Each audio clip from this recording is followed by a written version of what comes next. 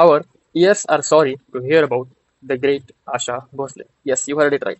Our ears are sorry because जिस आशा भोसले जी के इतने क्लासिकल सॉन्ग सुन के हमारे कान इतने ब्लेस्ड हुए हैं, उन्हीं आशा भोसले जी का 12 अप्रैल 2026 में देहांत हो गया. She passed away, and this is the sad news for whole India and whole music industry of India because queen of pop कहे जाने वाली आशा भोसले अब नहीं रही. But we should be grateful that उन्होंने हमारे लिए 12,000 प्लस सॉन्ग्स, वो भी 20 प्लस लैंग्वेजेस में गा रखे हैं, वो भी रिकॉर्डेड.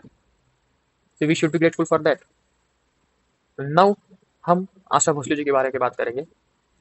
आशा भोसले, उनका शादी से पहले नाम था आशा मंगेशकर और उनका जन्म हुआ था आज़ादी से पहले 8 सितंबर 1933 महाराष्ट्र के सांगली में.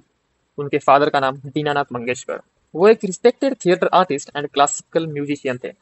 उनकी बहन, उनको कौन नहीं जानता, द लेजेंड लता मंगेशकर.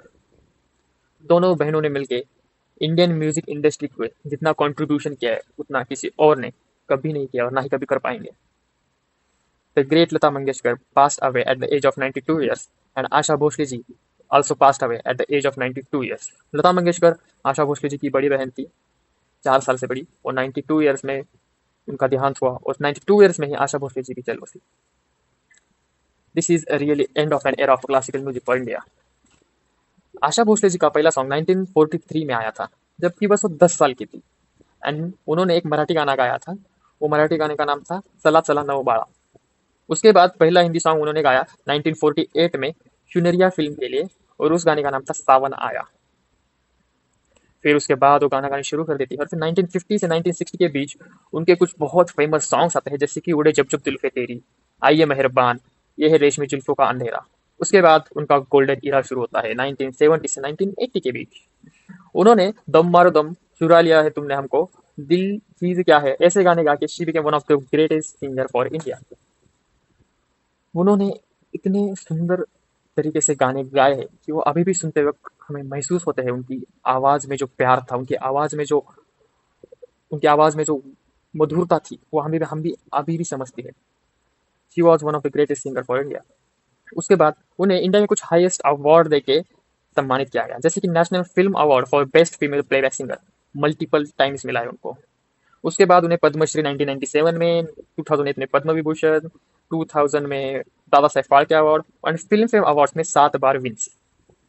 उनकी सिंगिंग की स्टाइल और उनका गाने गाने का जो स्टाइल था, वो सबसे अलग था. वो रोमांटिक गाने गाती थी, वो क्लासिकल गाने गाती थी, वो पॉप म्यूजिक करती थी, वो गजल भी गाती थी. उसके बाद उन्हें न्यू म्यूजिक ट्रेंड अडेप्ट करने की आदत थी, वो जल्दी से अडेप्ट कर सकती थी. उसके बाद उनकी एक सबसे बड़ी चीज़ थी कि वो ability to sing in many languages, like 20 plus languages में गाना गाना इज नॉट ए जोक. आजकल 4 या 5 लैंग्वेजेस के ऊपर किसी को लैंग्वेजेस भी नहीं आती, और 20 प्लस लैंग्वेजेस में गाने गाना, it's such a great job she did. And she was the one of the most recorded person in the history. उनका कैरियर, उनके गाने, उनकी आवाज, all was best. It feels bad to think that we can't hear her more, but it is, we should be grateful that we can hear her 12,000 plus songs. Yes. And it's really heartbreaking that कि अब एक सच में music का एक ईरा खत्म हो चुका है. And we are sorry, our ears are sorry to hear about this news. And I would say that Asha Bhosle was one of the greatest singer to ever touch the mic. And I just want to say that thank you Asha Bhosle ji for the songs. Thank you. And we are lucky to see her, and we are lucky generation to listen to her music. We are lucky that we saw her. We are lucky that we saw her alive.